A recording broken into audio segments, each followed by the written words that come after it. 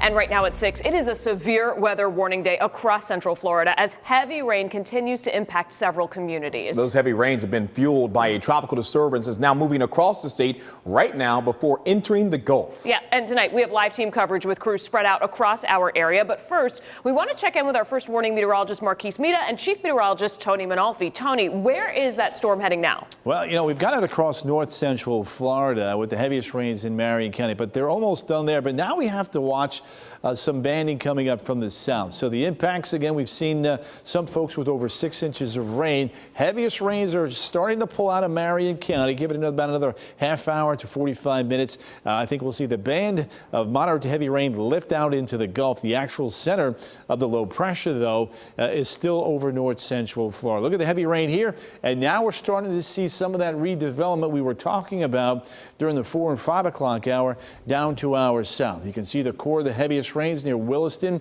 Denellen. Because of all of that heavy rain, flood advisories remain in effect here until 7:45.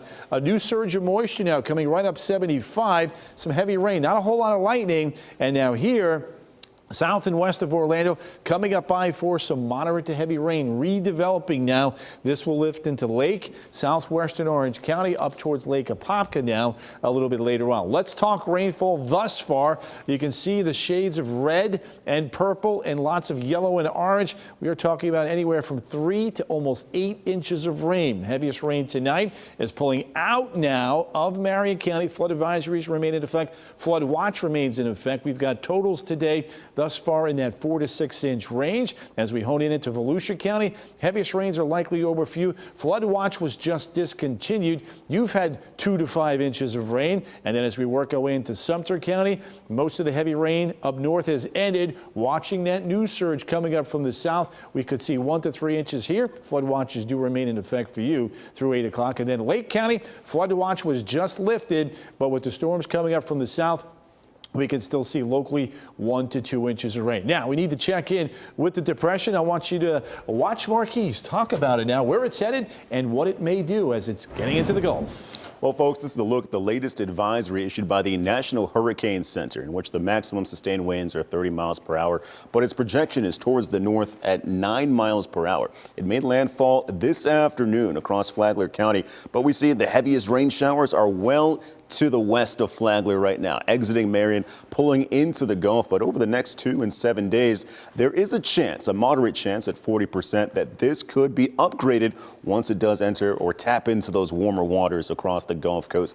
Here's a look at the spaghetti model plots, and most of them hug tightly around the I-10 corridor. And that's the best case scenario for us here in Florida, because if some of these southern models prove to be true, that's where we could see that upgrade taking place, likely making this not just a disturbance, but a depression. And that's what most of the models are showing. But one of them is actually showing it becoming a tropical storm. That's with that southerly tilt or southerly orientation.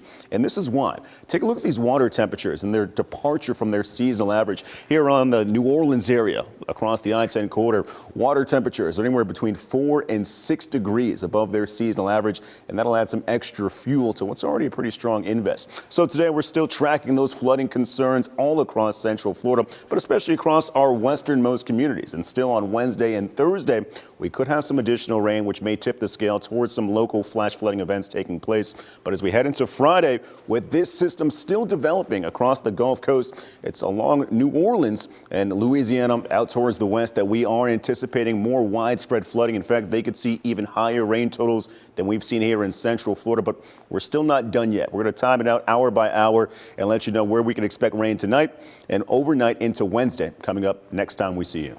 All right, our team coverage continues in Brevard County, where some areas saw close to 8 inches of rain. That is a lot, and now we are seeing some of that water push into people's apartments. West 2's Megan Moriarty is live in Mims tonight. Megan, has the situation gotten any better with time? So the water has gone down, and the Red Cross was on scene here collecting information to help some of the tenants who live in these homes here. 10 units are impacted. And yes, surprisingly, this looks better than it did at 4 o'clock, but it still has really impacted this community here, seeping into homes and damaging not only the floors but belongings. So a lot of the folks here, they are displaced tonight, staying with other people. I want to show you some video that we shot earlier when some of these families were carrying their belongings out of their homes. 10 units total, like I mentioned, impacted. We spoke with Katie Smith, who was just trudging through that water, carrying out whatever she could salvage. She said she had to leave behind items like her couch, which were completely ruined. She says she works from home and noticed the water starting to enter her home around 9:30 this morning, and it just continued and flooded fast. We spoke with one of the property owners' associates who says flooding has been an issue in the past, but they didn't expect this type of damage today. It got so bad here, it was shin deep in the units. I had to shut the power down, so, nobody got electrocuted or hurt. And he says they did recently add this retention pond here in the front and some other systems to help push water out of this area, but it didn't really make that much of a difference this time. He says that he does plan to compensate these tenants since they are out of a home tonight.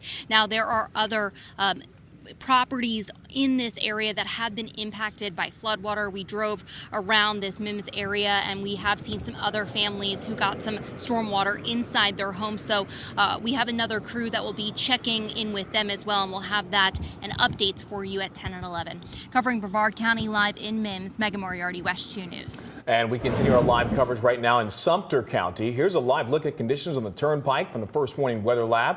Fancy car in the fast lane, by the way. WESH 2's Michelle Meredith is reporting on the wet roads in Marion County around 5 o'clock.